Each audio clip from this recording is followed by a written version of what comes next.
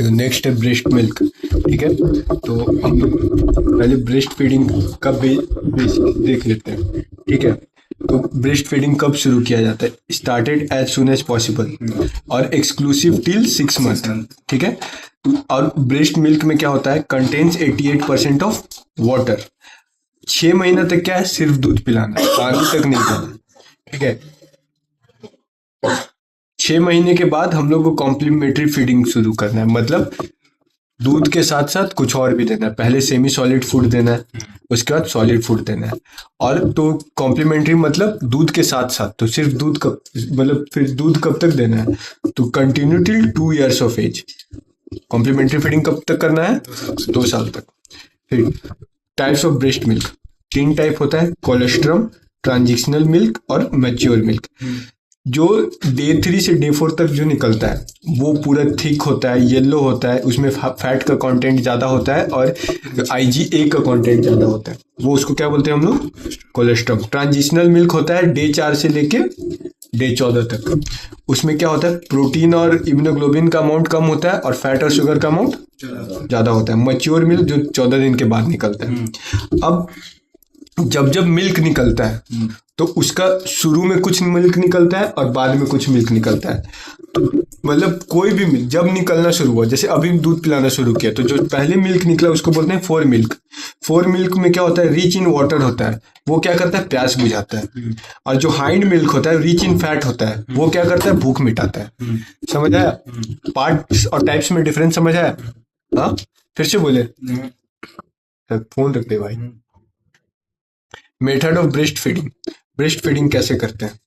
ठीक है, तो क्या करते हैं, देखो उसमें क्या करेंगे ना कि हम लोग बेबीज का जो माउथ है वो वाइड ओपन होगा। मतलब क्या, एक होता है ना करेक्ट लैच ऑन पोजीशन, मतलब जैसे ये निपिल है और ये माउथ है तो एकदम प्रॉपर कवर होना चाहिए, तो उसी को लैच ऑन पोजीशन बोलते हैं। करेक्ट कैसे होता है? बेबी का माउथ पूरा ओपन रहेगा, एरियोला और निपल जो होता है वो बेबी के माउथ में रहेगा। जो अपर, देखो ये जो तुम्हारा होता है निपल और ये होता है तुम्हारा एरियोला और ये है तुम्हारा पूरा ब्रेस्ट। तो इसका ऊपर वाला पार्ट है वो दिख भी सकता है, लेकिन नीचे वाला पार्ट क्या होना चाहिए? पूरा कवर होना चाहिए। Upper part of areola may be visible, lower part completely covered by baby's mouth. Lips everted रहेगा, इवर्टेड, देखो ये लिप्स है तो ठीक है ऐसे रहेगा, ये लिप्स ऐसे नहीं रहेगा, ऐसे किस करते हैं ना वैसे। ठीक है, लिप्स इवर्टेड। और चिन जो है, chin of baby touches mother's breast. ठीक है, समझ आए? इसको बोलते हैं correct infant latch on position. इस ठीक है, और पूरा बात बता रहे हैं। देखो nipple region touches baby's palate. Nipple का जो रीजन है वो बेबी का पैलेट को टच करेगा। फिर baby start the process of sucking. क्या होगा? पहले क्या होगा? देखो निपल जैसे ही बेबी, जैसे मतलब जो बेबी का जो पैलेट है जैसे वो निपल को टच करेगा तो वो शक करना शुरू करेगा। शक करने के बाद जैसे मुंह भर जाएगा मिल्क से, उसके बाद वो क्या करेगा? स्वॉलोइंग रिफ्लेक्स शुरू करेगा। उस क्या होगा? उसका स्वॉलो करेगा, तो मतलब पहले शक करेगा फिर स्वॉलो करेगा फिर सांस लेगा। दोनों एक साथ नहीं कर सकते हम लोग, कोई इंसान शक स्वॉलो ब्रीथ साइकिल का 1 सेकंड का एक साइकिल होता है। 1 सेकंड में शक भी हो जाएगा, स्वॉलो भी हो जाएगा, ब्रीथ साइकिल, ऐसे यही सीक्वेंस में होता है। समझ आया? आगे बढ़े, चलो आगे बढ़ते। Importance of breast milk. Importance क्या है? ब्रेस्ट मिल्क इंपॉर्टेंट बच्चे के लिए भी है और माँ के लिए भी है। ब्रेस्ट फीडिंग तो बच्चे के लिए क्या इंपॉर्टेंट है? उसका ट्रिक है ब्रेस्ट। ठीक है, बी से क्या है? Boost immune system. आर से क्या है? Rich nutrient and antibody. E से क्या है? इनहांस कॉग्निटिव डेवलपमेंट, मतलब डेवलपमेंट करवाता है। ए से क्या है? एंटी इन्फेक्टिव प्रॉपर्टी होता है। एस से क्या है? Support healthy gut bacteria. T से है टेलर्ड टू इन्फेंट नीड, मतलब इन्फेंट का जो जो नीड है सब तुमको ब्रेस्ट मिल्क में मिलेगा। माँ के लिए क्या है? एन से हो नर्स, याद रखना। एन से क्या है? नेचुरल बॉन्डिंग एक्सपीरियंस, मतलब जो माँ दूध पिलाती है बच्चे को उसको एक इमोशनल बॉन्डिंग बनता है। यू से ही होता है uterine contraction and reduce bleeding.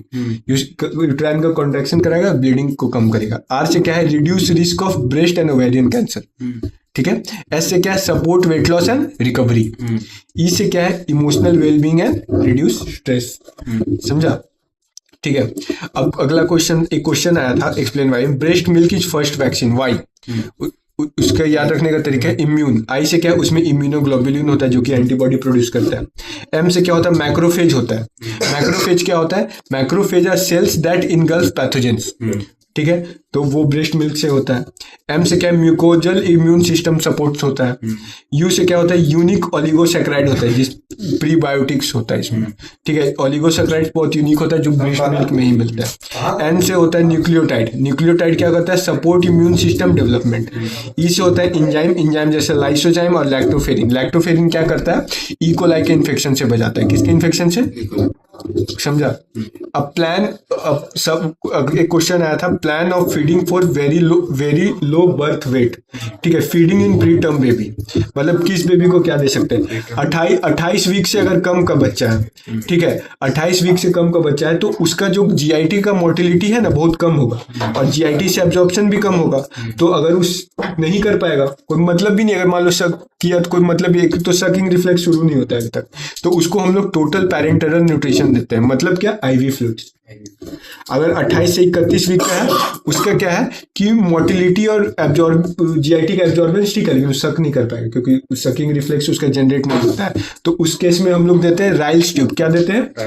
एक राइल्स ट्यूब जो मुंह से क्या होता है जेजुनम तक या फिर हम लोग गैस्ट्रिक तक लगाते हैं, ठीक है, ओरो गैस्ट्रिक ट्यूब और नाइजो गैस्ट्रिक ट्यूब। उसमें क्या होता है कि हम लोग जो मदर का मिल्क है उसको एक्सप्रेस करते हैं, दबा दबा के बोतल में निकाल के उसको उसमें डालते हैं। उसमें क्या होता है? एस्पिरेशन का चांस होता है। एस्पिरेशन का मतलब होता है कि जो मिल्क है वो एयर का जो पाथवे है उसमें चला गया, तो इसमें एक रहता है, रिस्क रहता है। तो अगर 32 से 34 वीक का है तो उसमें हम लोग क्या करते हैं? कटोरी में एस्पिरेशन, मतलब वो जो ट्यूब वो खाना है ना तुम्हारा, वो दूध जो तुम्हारा वो तुम्हारा ट्रैकिया में जा सकता है। तो एक ये रिस्क रहता है इसमें, ठीक है। 32 से 34 वीक में उसमें हम लोग क्या करते हैं? मिल्क को निकाल के कटोरी में रखते हैं, कटोरी से पिलाते हैं बच्चे को। फीड आफ्टर एक्सप्रेसिंग मिल्क, पैलेडाई बोलते हैं। 34 वीक के बाद वो डायरेक्टली खा सकता है, डायरेक्टली वो दूध पी सकता है। वो can directly feed from mother's nipple. Amount कितना पिलाना है दूध? ब्रेस्ट फीडिंग जब करना है हर 2 से 3 घंटे में, जब ब्रेस्ट फीडिंग हो। अब ब्रेस्ट फीडिंग नहीं हो रहा है तो ठीक है, तो जैसे हमको कैसे कराना है? एक्सप्रेस करना होगा, कटोरी से पिलाना होगा, ठीक है, या फिर तुमको ट्यूब से पिलाना होगा। अगर 1.5 kg से ज़्यादा वेट है तो उसको हमको देना है 60 ml पर kg पर डे, ठीक है। फिर उसमें क्या करना है? फिर उसको उसमें ऐड करेंगे, देन 15 ml ऐड करेंगे पर kg per day, up to कब कितना तक देंगे? उसके बाद 15 हम लोग ऐड करते जाएंगे, ठीक है। 150 ml पर kg पर डे देते हैं मैक्सिमम। अगर वेट 1.5 kg से कम है तो 80 ml पर kg पर डे देंगे शुरू में, फिर हर दिन ऐड करेंगे 10 से 15 ml पर kg पर डे, और मैक्सिमम कितना देंगे? टिल 160 ml टू 170 ml पर kg पर डे। सप्लीमेंट क्या क्या देंगे उसको? PKFD याद रखना, फॉस्फोरस और कैल्शियम देंगे और फॉलिक एसिड देंगे, ठीक है। ये देते हैं वेरी लो बर्थ वेट वाले को, जिसका 1.5 kg से कम है। और जो लो बर्थ वेट है उसको विटामिन डी और आयरन देंगे, ठीक है, जिसके लो बर्थ वेट मतलब 1.5 kg से ज्यादा, समझा? तो यही देते हैं, बस खत्म। ये नेक्स्ट चैप्टर, नेक्स्ट टॉपिक है।